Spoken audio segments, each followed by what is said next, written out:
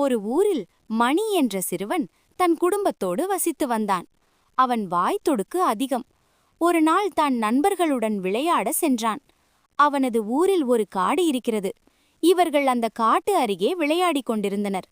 அவர்கள் விளையாடிய பந்து காட்டினுள் சென்றுவிட்டது. இவர்கள் காட்டினுள் சென்று தேடி பார்த்தனர். அப்போது ஒரு பெரிய மரத்தடியில் ஒரு முனிவர் தவம் செய்து கொண்டிருந்தார். இவர்கள் அவரை பார்த்துவிட்டு தொந்தரவு செய்யக்கூடாது என்று அங்கிருந்து புறப்பட்டனர். மணி மட்டும் அந்த முனிவரிடம் சென்று அவரை எழுப்பினான். அவர் கண் திறக்கவில்லை. இவன், நீங்கள் என்ன முனிவர், தவத்தில் இருப்பது போல் நடிக்கிறீர்கள் என்றான். அவருக்கு கேட்கவில்லை. உடனே அவன் தொட்டு உணர்த்தினான்.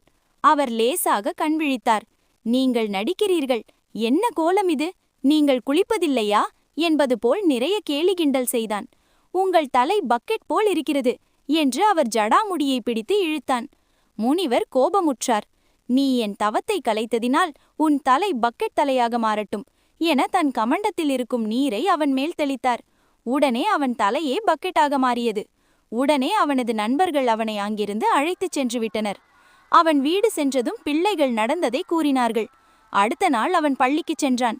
எல்லோரும் அவனை கிண்டல் செய்தனர். ஏய், பக்கெட் தலையன் வந்துவிட்டான் என்று கூறி சிரித்தனர். பள்ளியில் உள்ள பாத்ரூமில் பக்கெட் உடைந்து விட்டது. உடனே சக மாணவர்கள், டேய் பக்கெட் தலையா, போய் உன் பக்கெட் தலையில் தண்ணீர் கொண்டு வா என்றார்கள். அவன் அழுது கொண்டு போய் எடுத்து வந்தான். பிறகு அவனது பெற்றோர்கள் காட்டிற்கு சென்று அந்த முனிவரை சந்தித்து இவனது தலையை பழையது போல் மாற்றுங்கள் என்று வேண்டிக் கொண்டனர். மணி முனிவரிடம், இனி இது போன்ற பெரியவர்களிடம் நடந்து கொள்ள மாட்டேன், என்னை மன்னியுங்கள் என்றான். முனிவர் மன்னித்து அருளினார்.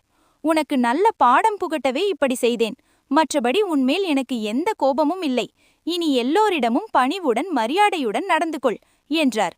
அவன் அப்படியே நடந்து கொள்கிறேன் என்றான். பிறகு அவன் தலை பழைய நிலைமைக்கு திரும்பியது.